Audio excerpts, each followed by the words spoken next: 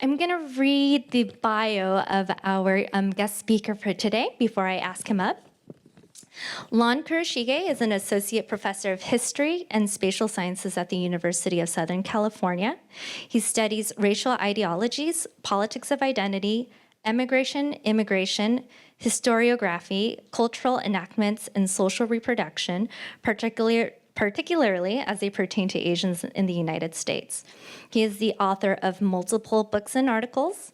His latest book, which he is here to talk about today, is called Two Faces of Exclusion, The Untold History of Anti-Asian Racism in the United States. So please put your hands together and help me welcome Lon Kurashige. It's really an honor to be here. I was telling Elizabeth and some of the members I met just earlier that for my first book, which I wrote as my dissertation, I was affiliated with JANM. This is before there was that new nice and shiny museum over there, and before this was built. It was just the old Buddhist temple, Nishi-Honganji. And I have such fond memories of writing my dissertation, doing my research there, but it's wonderful how much this museum has expanded.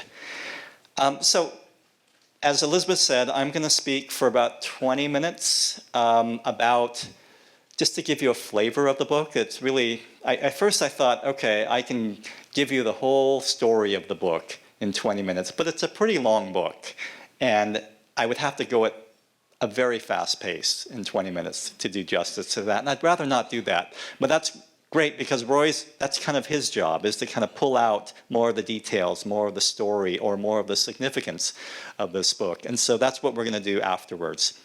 So what I want to do now is just sort of talk about the genesis of this book and give you just a flavor of what the book contains for those of you who haven't read it. So I want to start with the title. And I think the key word in the title is Untold. Well, the title is Two Faces of Exclusion, but this is the subtitle. But really, this is the kind of the heart of what I'm talking about. It's this untold history of Asian American or anti-Asian racism in the United States. And by untold, I have two different meanings. So one, it could be that many Americans or many people around the world don't even know that there is such a thing called an Asian American, right? And there's this sort of, oh, I didn't know Asian people were American citizens. I thought they were all foreigners, right? And not sort of cannot claim America, a long history in America. And so the untold history of anti-Asian racism to them is to talk about how racism applies to Asian peoples in the US. Not just that Asians were in the US, but that they were subjected to all sorts of harassments and discriminations and violence because of their race. So many people are surprised to hear that Asians have a history very similar in many ways to African Americans, to Native Americans, to any group, Jewish Americans, who have been persecuted because of their ethnicity, race, or religion. And so this book would be a kind of survey of what happened to Asian Americans from the 1850s when Chinese first started coming over until more recently, say the 1960s, 1970s, 1980s. But the other meaning of untold history, okay, so that's one meaning. Those people who know nothing about the racism, about the internment, incarceration of Japanese Americans, about the exclusion of Chinese immigrants, and then Japanese immigrants, and then Filipino immigrants, Indian, immigrants from India as well. Really, all Asian groups were excluded and denied access to US citizenship. So immigrants from India, immigrants from Japan, immigrants from China, immigrants from the Philippines, Korea, etc., could not become American citizens. Those who were lucky enough even to get in, this is before exclusion happens. And that ends in 1952, formally. So this is a story for many people who don't know about Asian Americans. But it's also a story for many people who do know that there was Asian Americans throughout American history, and that they did face all sorts of discrimination, and that anti-Asian racism in the United States is not something new or surprising to them. There is a large body of literature, certainly not large enough because a lot of people still don't know about Asians, but there is a large body of literature among scholars and then maybe among the reading public who are interested in Asian American history, there's a large body of literature about racism. So if you pick up a general history of Asian Americans, racism would be probably the most predominant theme, and it'll cover all of those types of legislative or legal restrictions on becoming a full-fledged American citizen, as well as incarceration, internment, etc., as well as just everyday acts of racism that Asian peoples have faced since the mid-19th century and still face today. Okay, so this is a history, the untold history for that group that knows about the racism. What's different about this book, or what's untold about this book, is it looks at the racism, but it looks at the racism not just as a consensus in American culture and American society. That is, the vast majority of Americans, white Americans, thought that Asians were lesser than or were, justified to be discriminated against. It doesn't just look at that, it looks at the racism against Asians as a debate. And that's what's new about this book. That's what's untold for those people who know about the racism, that there were two sides, two faces, I call it, to the response to Asian Americans. And when I say that, I mean especially within the political sphere. Because this book, it focuses on anti-Asian racism, but it really situates that within the sphere of laws and politics and treaties and governmental actions or intergovernmental actions.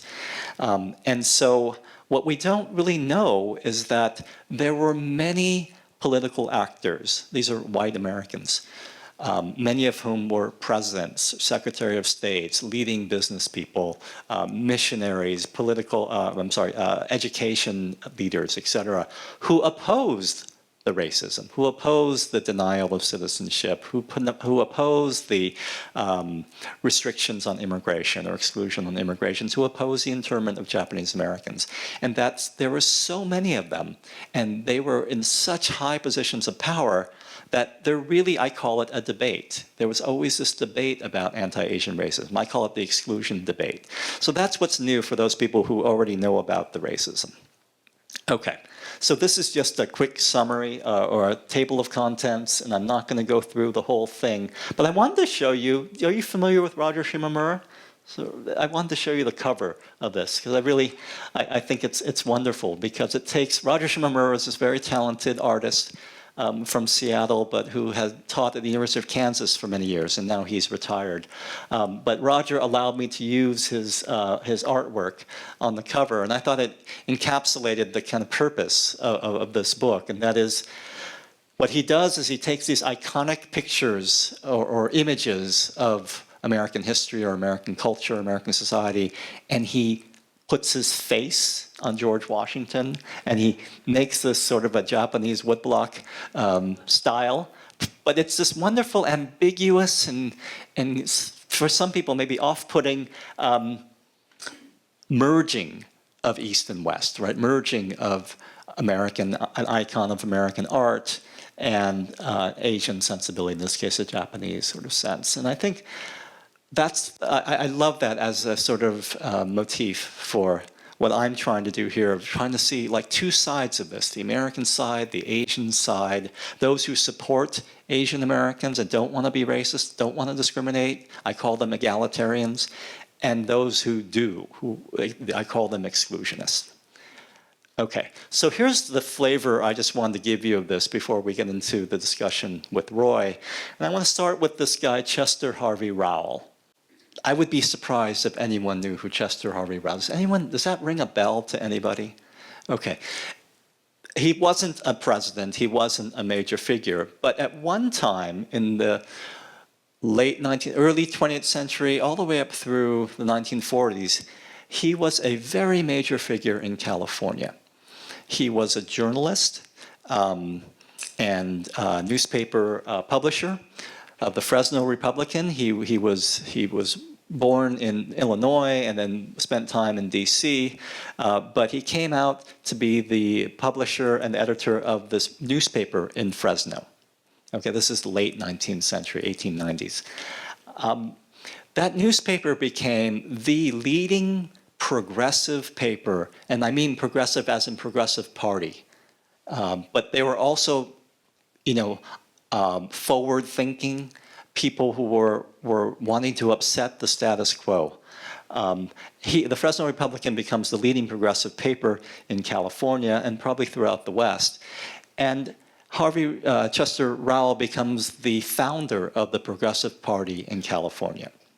So he becomes a major player in California politics. In 1912, the Progressive Party captures the governorship of California with Hiram Johnson, who he handpicked, his friend, who he handpicked to be the candidate for governor. So Hiram Johnson is the first non-Republican governor in California for decades. And at that time, California was seen as dominated by the Southern Pacific Railroad.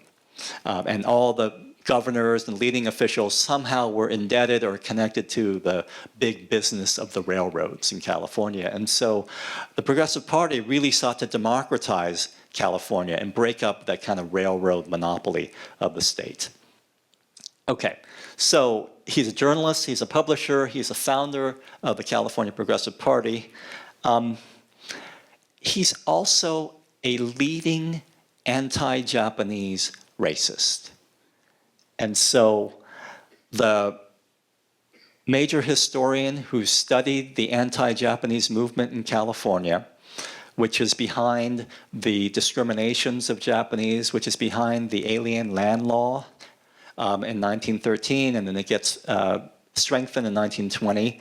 The Alien Land Law was a California law that forbidded Japanese immigrants from owning farmland. And Chester Rowell supported that.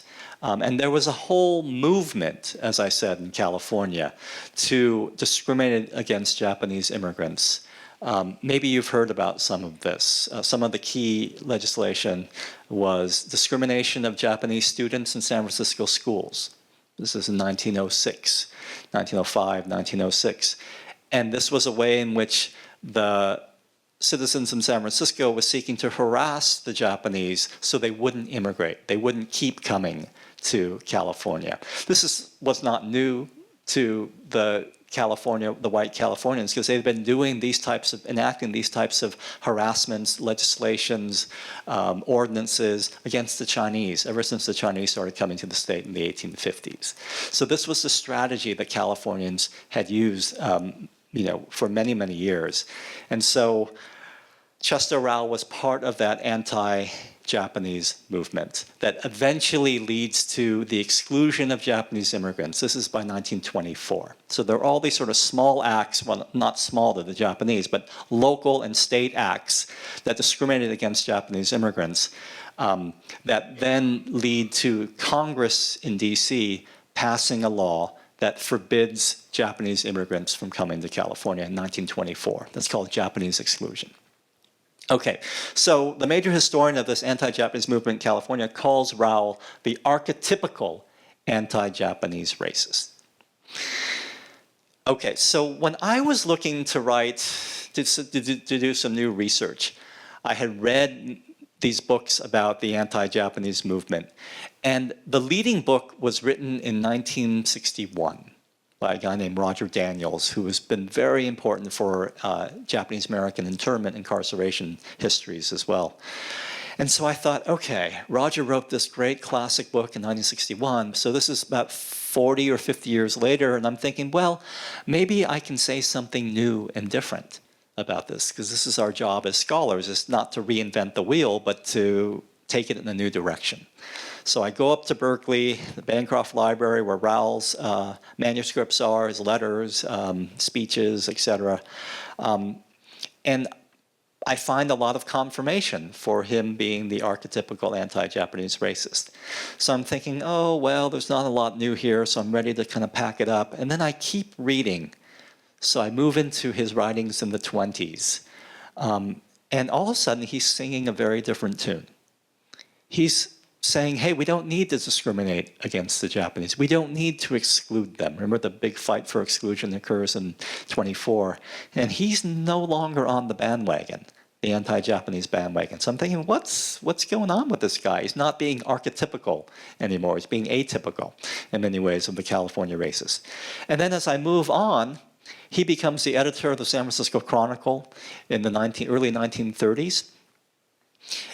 And even before then, he joins this organization called the Institute of Pacific Relations, which is an internationalist organization that seeks to bring peace in the Pacific. Every major nation that had any interest in the Pacific, especially the US, but also Japan, China, you name it, the Great Britain, because they had colonies in the Pacific and Asia, was involved in the Institute of Pacific Relations. It begins in 1925 in Honolulu. And so it's an internationalist goodwill peace organization that's based in research, based in scholarly research. And its mission, as I said, was to make sure that war does not break out in the Pacific. And its specific purpose, its specific sort of spark, was Japanese exclusion, which happens, I said, in 24. And Japan, as a result, is very upset. They feel humiliated that Congress would single out the Japanese for exclusion. And all sorts of tensions erupt. One man in Japan commits suicide in front of the American embassy. It was a big deal in Japan, and of course to Americans as well, because they don't want to go to war against Japan. And so Rowell joins many other internationalists in this Institute of Pacific Relations. 1925, he becomes the publicist for the organization. It has biannual conferences. He goes all around the world promoting peace. This explains his transition or his transformation from being the archetypical anti-Japanese racist to being more peace-loving and more supportive of non-discrimination. He moves from what I call from the exclusionist camp to the egalitarian camp, starting in the 1920s. And he starts opposing a lot of the people he was on the same side. And the exclusionists, his fellow exclusionists, saying, what's up with Rowell? What's going on with him? He's becoming like the enemy. So he becomes the editor in the 1930s of the San Francisco Chronicle. Pearl Harbor happens in December 41.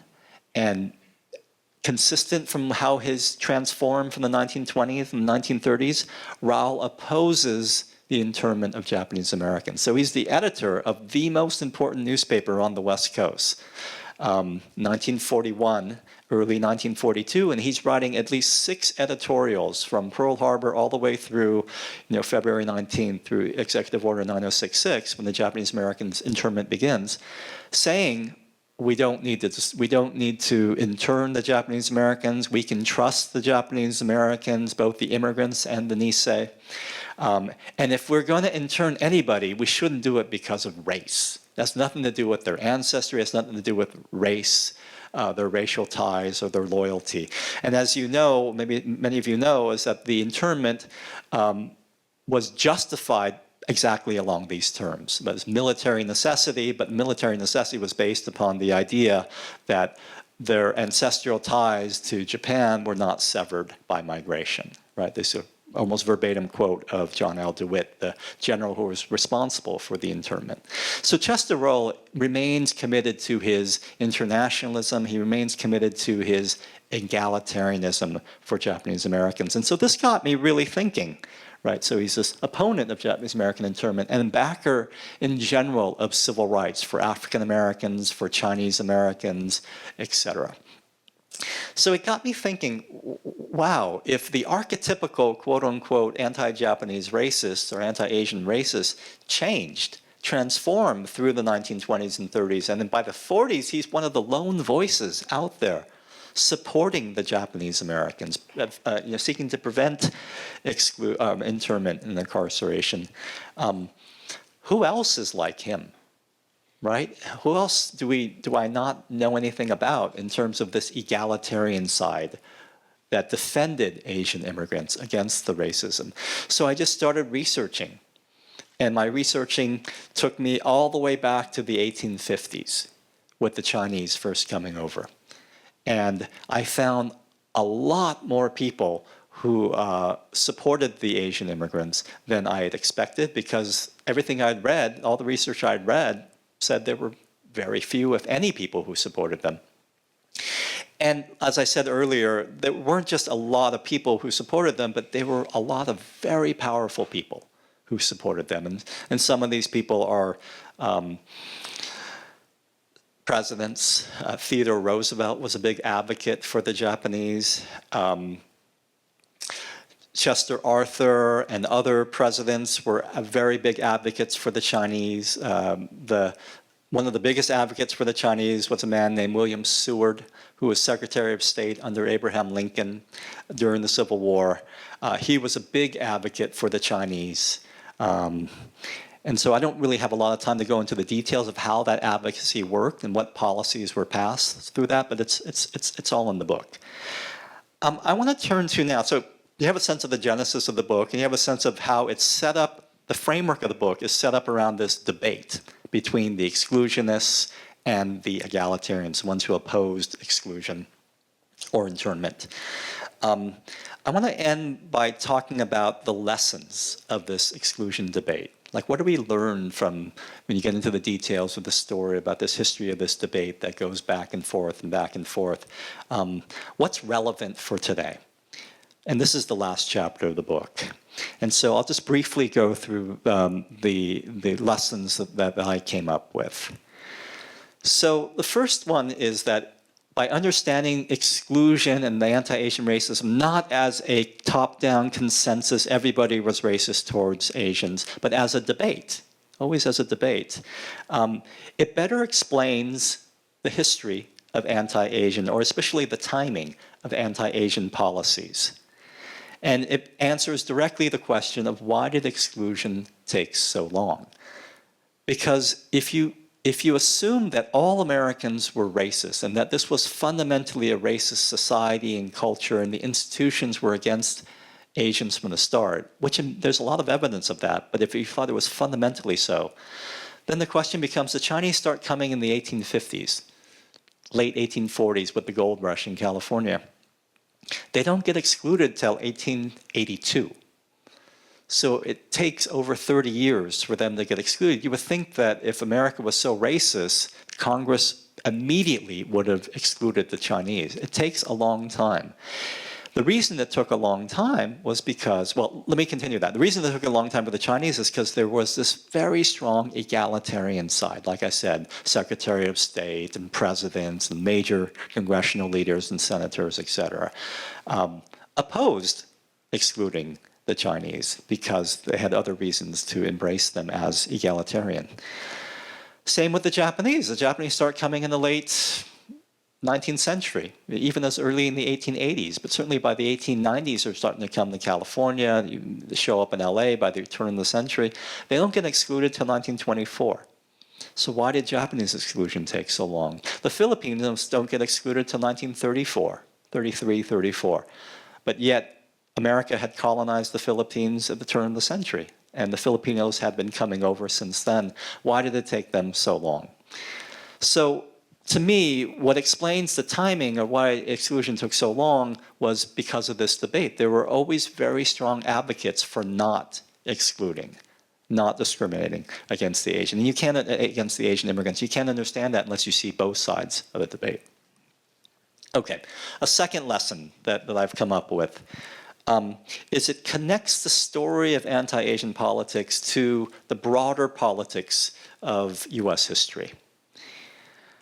And what I find lacking in a lot of the studies of Asian immigrants is that they focus just on Asian immigrants, which seems commonsensical, right? It seems that if you're studying the history of Asian immigrants, you should just look at what happens to them or what policies are formed as a result of their migration or as a reaction to their migration. But in fact, I learned that you can't understand those policies, Chinese exclusion, for example, unless you understand what's going on in Congress, what's going on in American politics that have nothing to do with Chinese immigrants or Asian immigrants, but that there are these policy communities and debates going on out there that influence how congressmen, and they were all men at the time, voted on Chinese exclusion or on Japanese exclusion, etc. And so I came up with these policy communities that I saw out there that were very influential for Asian issues. Foreign relations was really important. National security, race relations. And there are these moments, and then of course the other communities are immigration politics and labor politics. But there are these moments when foreign relations, national security, and race relations trumped or were more important and influential than the drive towards immigration exclusion. And that's what animated the egalitarian opposition. If we exclude the Chinese immigrants, our relations with China are going to go south. And that's going to screw us up because we can make a lot of money in the China market. If we exclude the Japanese immigrants, our relations with Japan is going to go south, and that's going to screw us up economically with Japan, but especially it's going to screw us up in terms of our national security. Peace. We don't want to go to war with Japan. Race relations during the Chinese exclusion era in the late 19th century, race relations was a big deal right after the Civil War when America was seeking to reconstruct the whole South, when it had a military occupation in the South and sought to ensure through the bayonet the rights for the freed men and women, former slaves. It was a very radical and very experimental time for interracial race relations in the South. This was a time when the egalitarian opposition said we should include the Chinese in that liberal, radical experiment with race relations and make sure that they can become American citizens, right? It doesn't happen. It gets close. There's a bill that gets passed, then it gets overturned in the Senate. But that's the sort of spirit, that when the spirit of race relations or experimental interracial democracy was high, then the egalitarians were much more sympathetic, or the Americans were much more sympathetic to equal rights for Asians. When it wasn't, Reconstruction ends in 1877, and Americans never look back. They just feel like the whole experiment of Reconstruction was a failure, was a cruel hoax, and the racism rises back. As you all know the story, the whole promise of interracial democracy becomes buried in America until Brown versus Board of Education, until World War II and just after World War II when the civil rights movement, or the second civil rights movement, really kicks in. Okay, a third lesson, I'm going to wrap up pretty soon, has to do with encouraging historical empathy. For so many of us trained in social history, that is, to look at the little people in the past, to look at history from the bottom up, not just the kings and the presidents and the leaders, but from the everyday people. For so many of us, we see history as written by the winners, right? And I think that's a common phrase that's out there, or a common idea out there, that it's only the winners who are able to write the histories. So in many ways, a lot of us want to write the history of the losers. And so much of what's been written in Asian American history, because most Asian Americans are on the bottom of society, or certainly not on the top, we've developed a real empathy for the people on the bottom. But the problem with that is that when you're just looking at history from the eyes of the people on the bottom, you forget that people like Chester Rowell, people in the middle or in the top, also need to be fleshed out as fully dimensional human beings, right? And you can't just cast them out as, oh, they're white, they're racist. He's the archetypical racist, and that's all he is. And so it's through my research that I realized, oh, hey, white people are more complicated when it comes to race relations, when it comes to how they see Asian peoples, and that they can change. Or maybe they don't change. Maybe they're just egalitarian always, right? Whereas the assumption has been for a long time that all white people were racist. So this is what I mean by encouraging historical empathy, to give everybody, whether they're losers, whether they're winners, whether they're white, whether they're Asian, to see them as fully fleshed out human beings. And then finally, and this is perhaps what we can talk about in the question and answer in particular, is that I have one more after this, is to talk about, to highlight the process of US becoming a Pacific nation. So my students oftentimes ask me, because I highlight the racism in the past regarding Asians, and they say, God, why would any Asian want to immigrate to the US if it was so racist, right? If it was so racist. And I had to really think about that at first. Through my research, I've found all of these egalitarians, right? All these people who push back against the racism and created spaces for Asians to be able to have some semblance of equality, some semblance of the American dream. And of course, many of them were able to rise up. What that process is part of is what I call the emergence of America as a Pacific nation. That is the emergence of America as a place that becomes a magnet for Asian Pacific peoples all around the world. It becomes what we know of today. You know, if you go to LAX or if you walk around here or in San Gabriel Valley or anywhere, you'll see that Asians are very attracted to the U.S. and the U.S. has become, in turn, quite open and possible and to Asian peoples, and very much identified with trade and relations and migration and all sorts of crossings of culture and ideas across the Pacific Ocean. And so a huge part of this debate that changes throughout the 19th and 20th century is this sort of herky-jerky, long-term process of the U.S. becoming open to the Pacific, becoming a Pacific nation.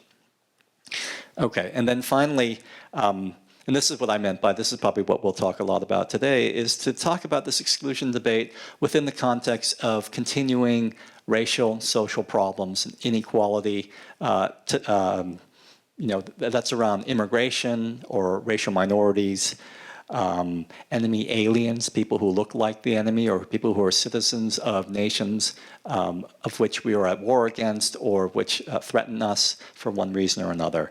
And I think this story that I tell about Asians in the past certainly has resonance for all sorts of things about immigration, enemy aliens, et cetera, that are being discussed and are very important for us today. So we can flesh that out. So let me stop there and let Roy come up.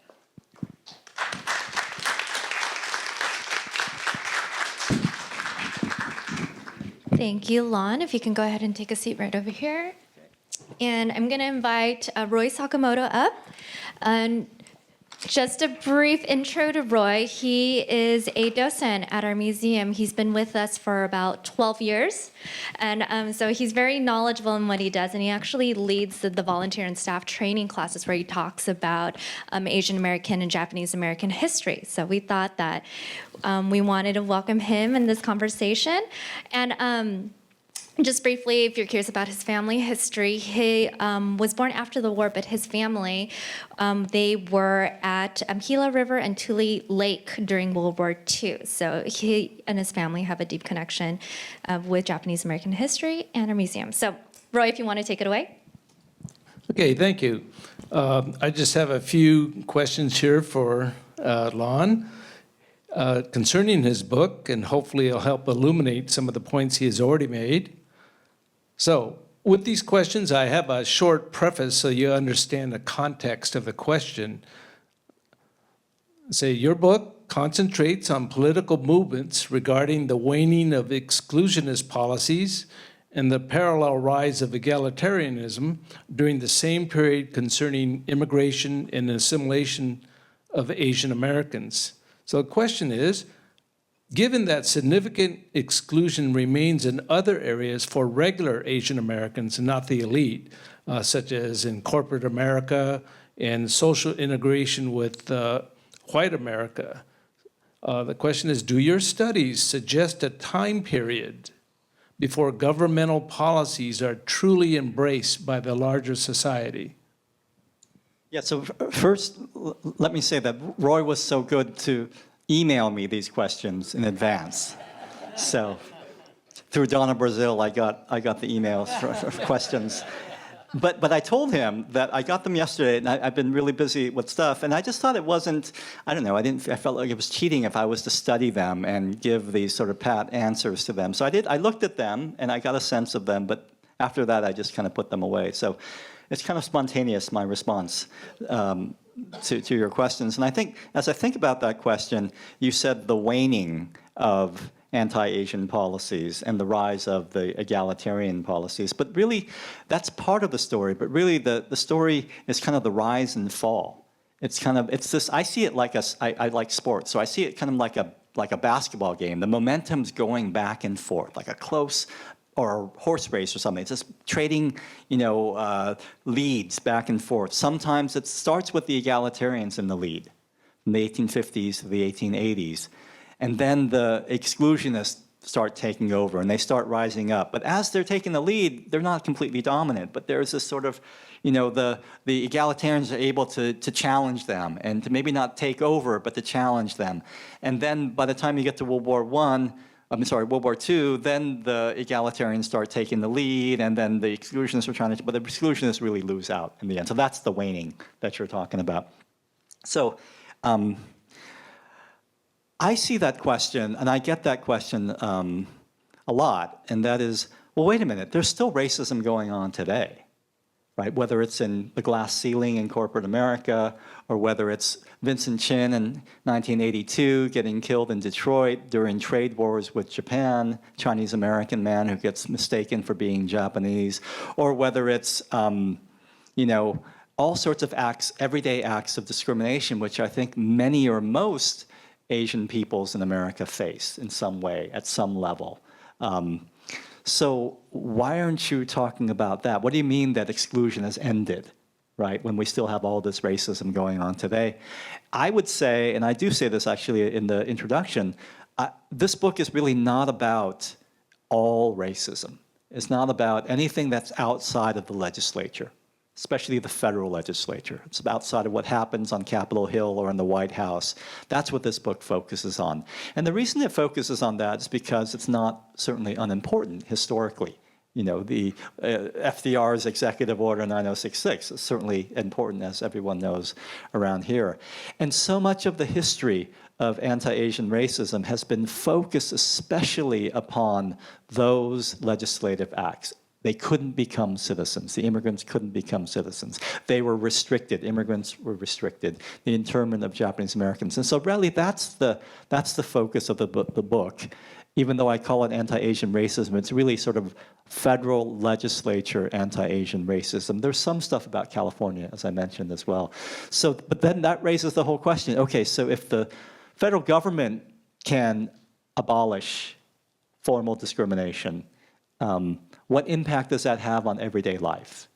I mean, clearly, just because the federal government abolished it and granted civil rights, civil liberties to all Asian Americans, granted them an equal quota in 1965 to immigration, so there was no different numbers of, at least legally, of people who can come in from Asia or people who can come in from Europe or anyone else in the world. So there's total equality in that sense. In terms of law, why is there still racism? So, that's a broader question. I would think about that in terms of, say, Jewish Americans.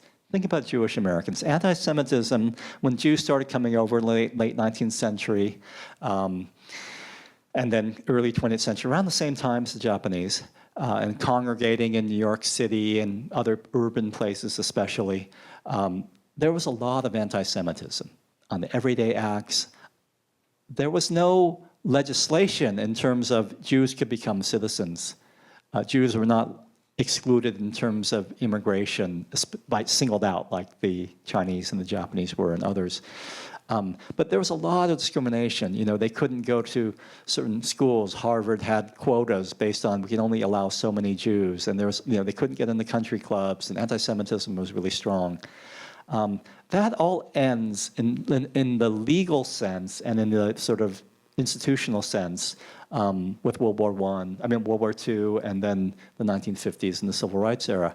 But there's still anti-Semitism today, as we know from defacing of graveyards in Philadelphia, or the threats to Jewish centers, Jewish American centers, even if it's now we learn it's from one guy coming from Israel. And so that's still a question today. We oftentimes think of Jews as white, and that they have made it just like any other European group, but yet it persists, right? It persists in some ways. I think the anti-Asian racism and the insensitivity and the ignorance about Asian peoples will continue, and will be a crisis every now and then. And that's too bad. I mean, that's sort of what history is teaching us. It's going to take a lot longer. Look at for the Jews, who are considered white. There's still anti-Semitic and anti-Semitism there. Now, whether Jews are restricted in the corporate room, I don't think that's a question necessarily, although I'm sure there's insensitivity. And so think of our president, right? So, yeah, I'll leave that. I don't want to be too long-winded with my answers. So. Okay, very good. So the second area says, in the preface to your book, you define egalitarianism as rooted in the Declaration of Independence, where all men are created equal.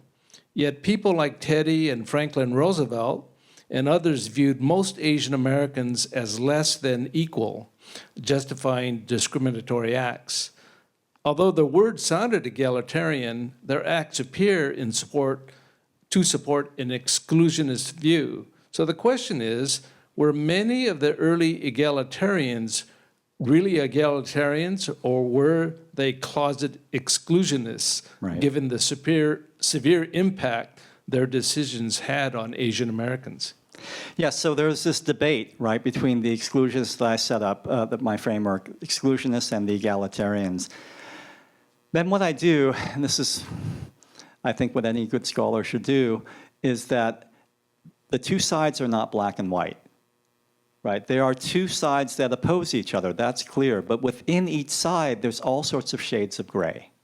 And that's what I think Roy's talking about. You have Theodore Roosevelt and Franklin Roosevelt, who I put in the egalitarian side. But yet at the same time, I say they have a foot in the exclusionist side as well. And so it's hard to, how do you define these people? Are they exclusionists? Are they egalitarians? Are they just some hybrid? Is that a kind of a way of skating around, the issue of the saying, well, they're both, right? But I really put them in the inclusion and egalitarian side mainly because they support policies. They support policies. Say Theodore Roosevelt supported very clearly in his State of the Union address in 1906, very clearly he says that Japanese immigrants should be allowed a pathway to naturalization. And if they were, it's doubtful whether the internment would have been as easily passed if the Issei were able to become citizens, and then therefore there was, I think it would have changed the racial animus. It would have softened a lot of the racial animus. And all of the laws against them, even the exclusion in 1924, were predicated on the fact that Japanese were aliens ineligible to citizenship, that they couldn't become citizens. That's what was the basis, the legal basis for all the discrimination against them. So I don't think they would be able to do the discrimination if Theodore Roosevelt got his way in 1906. He didn't get his way. But the fact that he was on that side, that's why I call him an egalitarian, because he mattered in terms of policy. Now, privately, and then later on, he'll say all these things of white supremacy, all of these types of things, and he didn't always stand by the Japanese. But I'm just focusing, as I said, on policy. So that would be, Franklin Roosevelt's another example. So he's clearly behind or supportive of Executive Order 9066, right? He didn't do the research. He wasn't out there in front. That was DeWitt and his people and other people in the Army. But he signed it, and he therefore had to own it. But at the same time, he, well, not at the same day, but just a few months later, he allows the Nisei to, he allows the Army to create the 442. And to create the 442, a regimental battle unit for the Nisei exclusively, was based on the notion that these people were loyal. Right? And so on the one hand, he's saying Japanese aren't loyal, we need to put them away because of military necessity. They can do something, they'd be terrorists or saboteurs or spies. But on the other hand, he's saying, oh, but the Nisei in this unit are loyal, and therefore we're going to put guns in their hands, and they're going to go fight to prove, not just prove their loyalty, I mean, on the battlefield, but we must think they're loyal in order to put guns in their hand in the first place, right? And at the same time, Franklin Roosevelt is supporting the the repeal of exclusion for the Chinese, which passes in 1943. He's supporting very strongly the repeal of exclusion for the Filipinos and for Indians, which passes in 1946 after Roosevelt dies. He's supporting all of these very egalitarian, so he is this kind of interesting hybrid in that sense. But I would call him egalitarian because of the policies he's advocating. Okay. Now, in your conclusion, you talk of the need to encourage historical empathy, and you stated that although many of the exclusionist decisions were damaging to Asian Americans, and we went over several examples like citizenship denial, exclusion and internment, etc., they had good intentions to benefit the broader American public. You further state that their good intentions did not excuse their racism, but their racism should not cause us to discount their good intentions.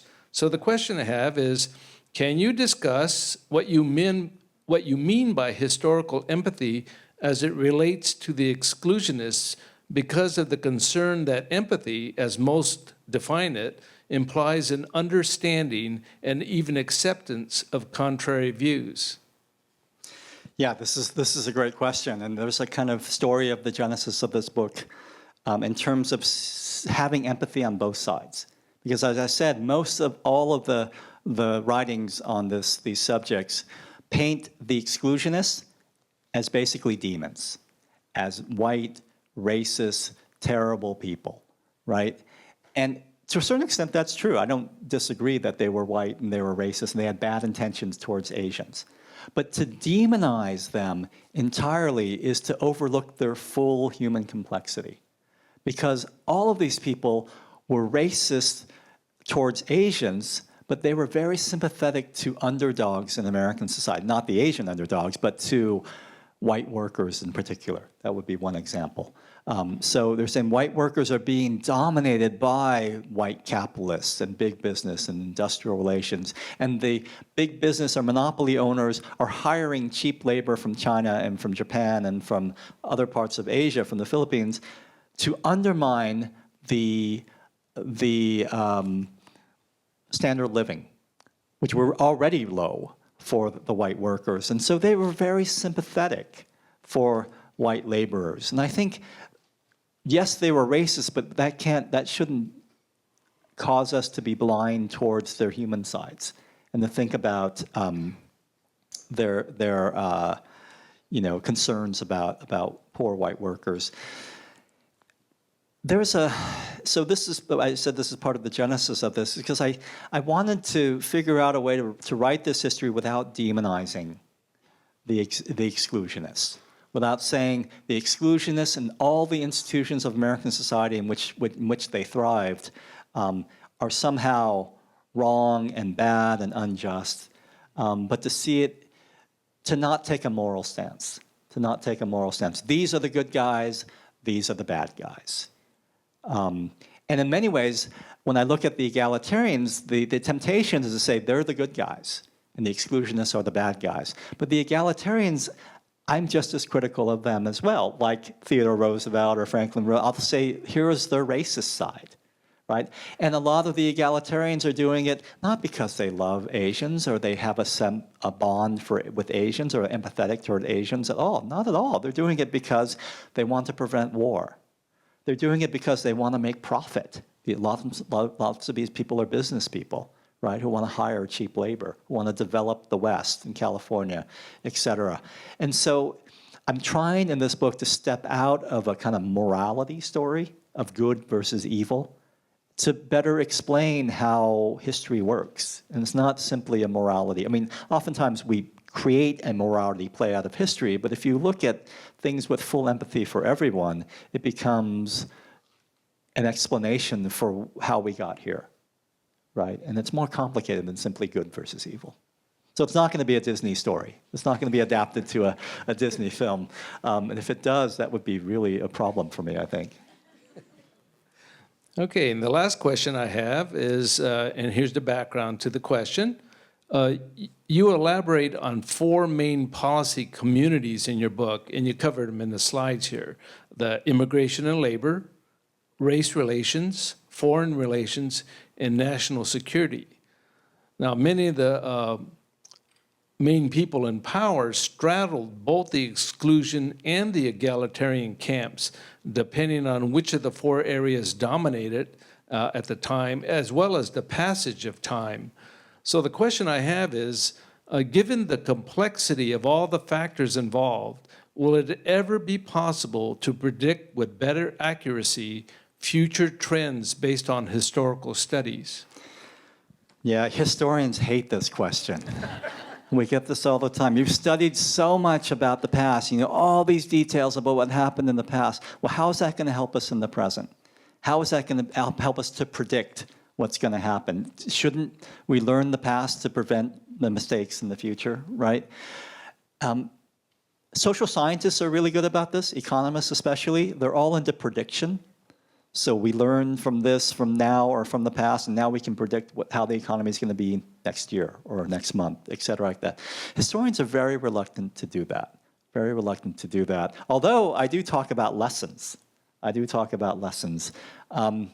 So I'm not trying to evade this question, but prediction is just a more difficult thing. I would rather call it lessons, if that's helpful at all. Yeah, and I think I went through the lessons, and we can talk about them again. You passed. Oh, thank you. So that's all the questions, formal questions I have. So thank you. Then at this point, we're going to go into Q&As from the audience. So if you have a question, please raise your hand, and we have one right here. Yes, I have a question for Lon. Yeah. You mentioned that discrimination against Asians will continue.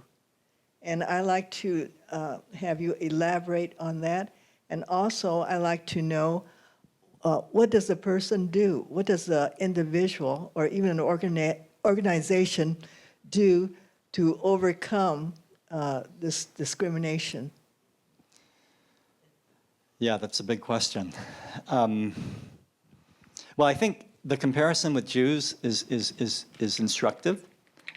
We oftentimes think that because Jews are white and they're at all levels of society, all the way up, and we haven't had a Jewish president yet, but we've come, you know, we're getting there. And, you know, Trump in many ways has a Jewish American son-in-law, right, Jared Kushner, and there are ways in which, and certainly in the economic realm, Jews have been very powerful. Certainly in academia, you know, the vast majority of professors in academia disproportionately are Jewish American.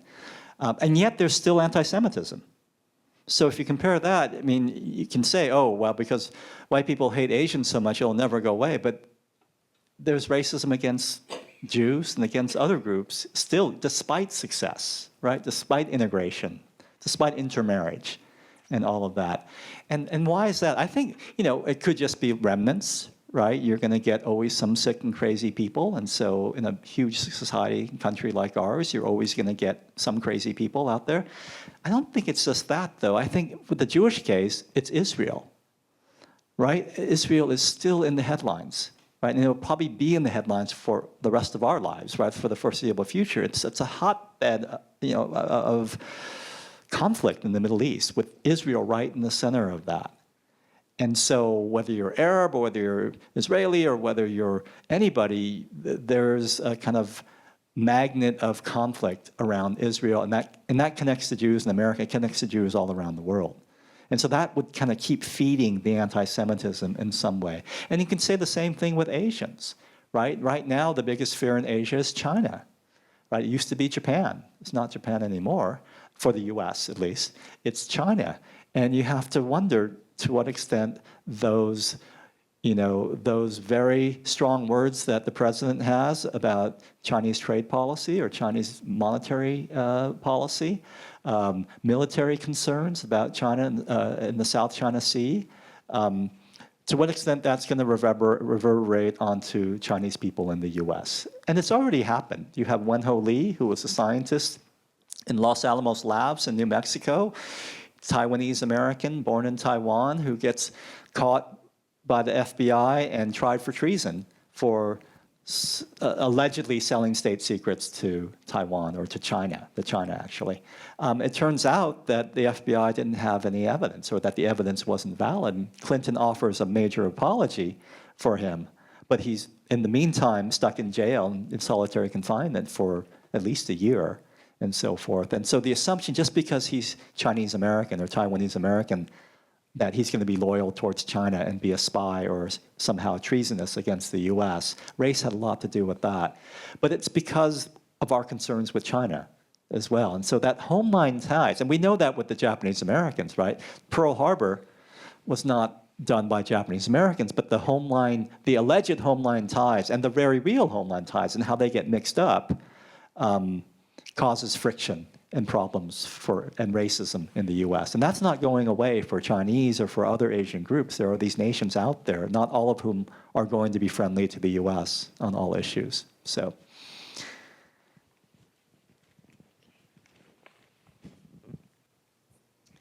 I was recently asked, well, your grandparents or parents were illegal, weren't they? And after getting over my shock, I'm Sansei, I thought to myself, I said, I never even questioned it, if they were illegal or not. So were the Issei illegal immigrants? I don't know about your parents or your grandparents. Well, they came over. Well, my father was born in 1919 here. Yeah. My mother in 1925, which was before that 1924 Yeah. Exclusion Act. So they must have come over in the 19-teens. Well, they were allowed to come. So they weren't to the illegal. US. If somebody asked me again. Well, it really depends, because the policies, there were restrictive policies before Japanese exclusion gets enacted in 24. Now, if they came after 24, like my grandfather came in 25, after 24, but he was a Buddhist priest, and there was an exception for missionaries. And the reason there was an exception for missionaries was not because they trusted the Japanese, religious people, was because they didn't want American missionaries to be excluded from Japan. So there was kind of quid pro quo there. So he was legal in that regard. But if you're a laborer coming in after 24, you're probably illegal. You're probably coming across the border from Canada or from Mexico. I'm sorry, I'm sorry. In 1908, with the Gentleman's Agreement, that's when the laborers were restricted. So if you're a laborer after 1908, and especially after 25, but if you're anybody after 25, except for the missionaries, except for these very few cases, you're illegal probably. But if you're a laborer after 08, you're probably came in illegally. Yeah. Interesting. May I add to that? There was an exception even for laborers, because my father came here in 1924, and he was a farm laborer, but he was sponsored by his uncle, who had previously come here. So there are lots of exceptions to the gentleman's agreement. So in his visa application or his form, it wouldn't be labor, it would be family relative. Right. Yeah, that would be the category. So it would put him in the family category, not Exactly. the labor category. Yeah. So that's how the picture brides were able to come in. So wives were able to come in after 1908. The laborers were excluded, but it said nothing about family reunification. And so that was allowed. So those people are legal. But there was a lot of smuggling and a lot of fear, suspicions among the white press and white Americans that the Japanese were getting around the exclusion on the laborers. And this was based through lots of very real experiences with the Chinese.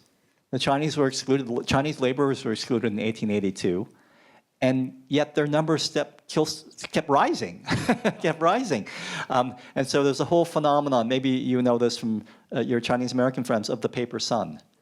The son who was legally, on paper, the son, but really it was somebody else's son that you were sponsoring under your ability to bring them in because you're an American citizen.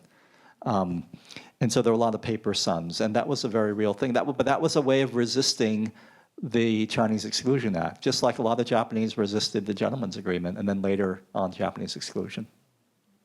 Yeah. Yes, hi, Professor. Right here. Hello, thank you for sharing your insight. Yeah. It's very educational. So my question is, I heard some of the reasons that you learned behind the debates, such as national security and foreign relations as being behind the anti-immigrant sentiments. I wanted to analogize to a recent situation where there's a populist government or someone, the leadership who's elected based on a populist platform. And one of the reasons for excluding Asians or immigrants actually now is the idea of crime. There's been a lot of mention that immigrants commit crime and therefore they should be excluded for that reason. In your studies in the past, in any of the 18th century or 19th century, early century, did you find any crime-based rationale supporting that type of debate? And if so, was there a perceivable rise in crime committed by Asians back then? And did that support the sentiment that Asians should be excluded? Yeah, I would say just the quick answer would be that every rationale you hear today has been heard in the past. I mean, in different circumstances, but crime certainly was there for age. I mean, we're talking about smuggling, right? Illegal immigrants, or people breaking the law to get into the country. That's a kind of crime. But in terms of like violent crime or other types of acts of crime, yes, there was all sorts of concerns. With the Chinese, it was, Chinese are smoking opium. And Chinatown was filled with these illegal opium dens and prostitution.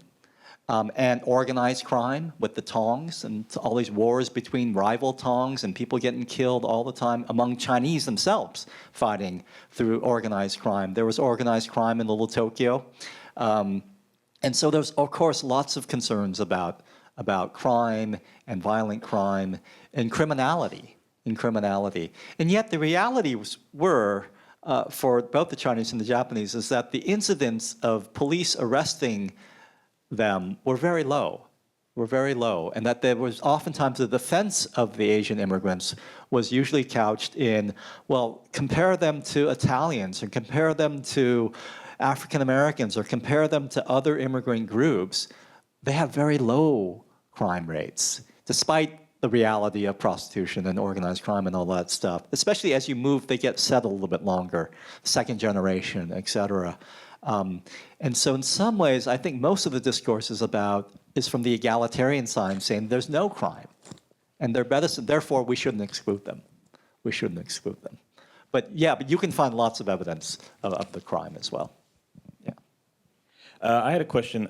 In the political climate that we're in right now, and with racism and misogyny and xenophobia and homophobia, and they're all what I would consider similar threads that I was just curious, with Clover Rowell, Chester Rowell, was there something that you found that was like a pivotal place where he What changed him? Yeah, because I could see that being useful now.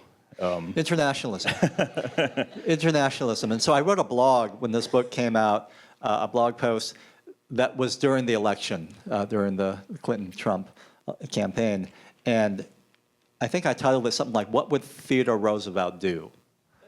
And it was about how Theodore Roosevelt saw immigration, and especially for the Japanese, and how not discriminating them was so key to his notion of preserving the peace between the U.S. and Japan, which was always threatening.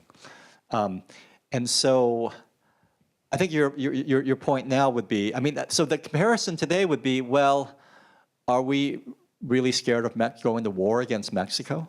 And Mexico today is in a very different position than Japan was back then, which was a rising, threatening power in terms of who's going to control the Pacific. Japan was threatening China, it was threatening the Philippines, it was threatening not the US necessarily, but US interests, the open door, et cetera, in East Asia. So that's one reason, I would think today that in terms of Mexico, there's not really a concern about going to war with Mexico. So there's not that sort of egalitarian impulse for foreign relations for Mexico. Although there certainly is some of that to save NAFTA, to promote sort of a trading bloc within North America, et cetera. But I think most people are doing it for civil rights or human rights sort of reasons. for Mexico. But then think about the Middle East, right? And think about those nations who we fear, and think about the whole travel ban issues. And the opposition to the travel ban, Trump's travel ban, would be, why do we want to jeopardize our relations with Iraq? You know, we've just spent billions of dollars remaking Iraqi society and making it democratic and having a close tie to that. So why would we put them in the travel ban to threaten good relations? And of course, that's one reason why Trump took out Iraq in the second version of the travel ban. But then what about these other nations that are put, you know, on the travel ban, et cetera? Do we want to risk? And that would be the rationale for a lot of people who oppose that. It's not just, that's not right to do for in terms of human rights or in terms of civil rights, but that's not wise to do for our foreign policy and our foreign relations. So I think it's still very relevant to today. I don't know if we're listening, if Trump's listening to those, to what Theodore Roosevelt do, but I think it's still very relevant. Hello. So I'm curious about if FDR was so egalitarian, and 9066 doesn't actually specifically mention any ethnic groups, could it be the case that he didn't know the devastating impact that it would have disproportionately on Japanese Americans? No, he knew. He was racist. I mean, that's the kind of, he's on both sides of the fence. But I think that's the point, is that oftentimes we just see him as only racist.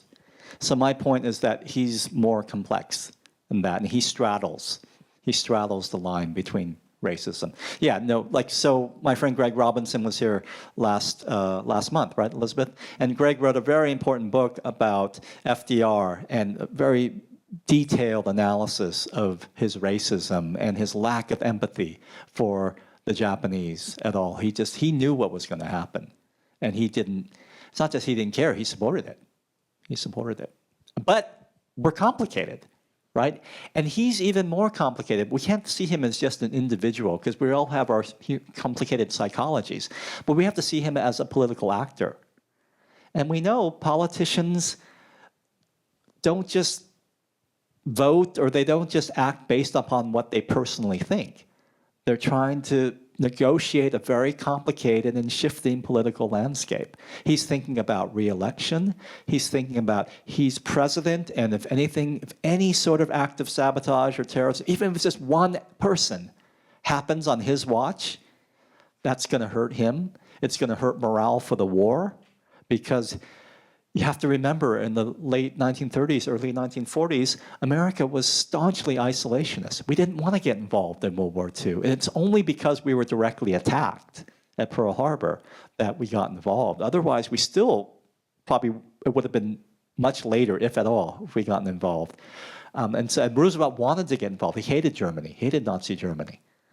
And so if he's concerned about that, he's concerned about getting reelected, he's concerned about lots of different things, because he's a political actor, right? And it's very different than just thinking about it as a psychological, his psychology. We're going to end with this question here. My question is in line with that gentleman there. If he's that much of a racist, which a lot of us, at least myself, believe, why is he an egalitarian? Well, because of the 442. If he owns the internment, he also owns the fact that the Army does create the 442. They didn't have to. They didn't. They first kicked out the Nisei from the U.S. Army right after Pearl Harbor, right? And so it was a big change to say, hey, we're not just bringing them back in, but we're arming them. We're putting them right in the center of the battle. We're showcasing their loyalty and so forth. So he gets to get the benefit for 442. He's the president in that regard. He allows that to happen. He's egalitarian directly for repealing Chinese exclusion, right? So 1882 to 1943, it's under his watch, it's under his push to end Chinese exclusion, to allow them naturalization. It's that same spirit that ends the exclusion and provides naturalization for the Filipinos and for the Indians, people from India. And so he does win on the egalitarian score on these things. And these are not unimportant matters in Asian American history, because so much of it, as I've said, was about being not allowed to become US citizens, right? And all of a sudden that ends in one fell swoop for the Chinese in 1953, with Roosevelt in office and supportive of that. So in that sense, he's egalitarian. There's another thing. There's a segment in Richard Reeves' book, Infamy, that, I assume that it's correct, but he says that Roosevelt labeled us, I guess specifically just mentioned Japanese Americans, that we had a devious bone in our head, and that's why we can't be trusted, and that all we needed to have was a little excisional procedure to get rid of that deviousness. Yeah, I don't know about what FDR, what kind of theories he believed in terms of race and so Doesn't forth. that give you or personally? an idea of the character of the gentleman and how he thinks? I think it's difficult, especially in FDR's case, to figure out his character. Because he was more concerned, he was really a politician in the classic sense. But And in some ways, I don't think his character, I think it matters, but I don't think it matters as much as we think it does in terms of the policies he advocated. And I'll say one more thing, and I don't want to leave the impression that I think Roosevelt was right to intern the Japanese, or that racism wasn't part. As I said, my colleague Greg Robinson wrote a whole book on this, and I trust Greg's research on that. I do believe that he was racist. I do that his racial views of the Japanese made him insensitive to the hardships that the internment and the fact that internment wasn't necessary, right? Mass evacuation, internment. But I will say one more thing on the Roosevelt egalitarianism is Eleanor, his wife. Yeah, but was a classic egalitarian who certainly didn't oppose the internment. She didn't say, hey, Franklin, don't do it. She never did that. She never came out in her column every day saying internment is unnecessary. She wouldn't contradict her husband. And yet she had a very soft heart for Japanese Americans and for blacks and for Chinese and for lots of, out minority groups and groups who are out groups, et cetera. And to a certain extent, FDR can, get credit on the egalitarian score for his wife, he's encouraging to go out to the camps, the internment camps. He's encouraging to, she's doing it on her own conscience, but he's not stopping her, and he's supporting her in many ways. I understand. Just one last comment in regards to his way of thinking about the devious bone. It's very similar thinking when there's this belief years ago that some people still bring up that the blacks are superior in athletics because they have an extra bone. Yeah. And that's the same type of thinking, which makes no sense at all. Yeah. And it's partially racial. And that's the challenge. I think that's the hardest thing, and that's the challenge for all of us, is how can we admit and be aware of the racism and yet see the full dimensionality of the people at the same time and not cast them as just devils. They're just in that, what did Hillary Clinton said? The deplorables, right? As if they're permanently or genetically or incapable at all of having any kind of egalitarian or sympathetic or empathetic viewpoints towards people of color or any outgroup. And I think it's just more complicated than that. I think that would be the kind of final takeaway in some ways. Well, please join me in thanking Lon Kurashige and Roy Sakamoto. Thank you two so much for sharing your knowledge with us. And I just want to remind you that right now, right outside in the lobby, we will be selling his book, and he will be sticking around to do signings. And also, if you haven't had the chance yet to go to the other side to see the exhibitions that we have up right now, we have Instructions to All Persons, which is about the EO 9066, and we actually have the second and third actual documents with FDR's signature on it. So if you haven't had the chance, please go over and take a look before we close today. Thank you so much for coming.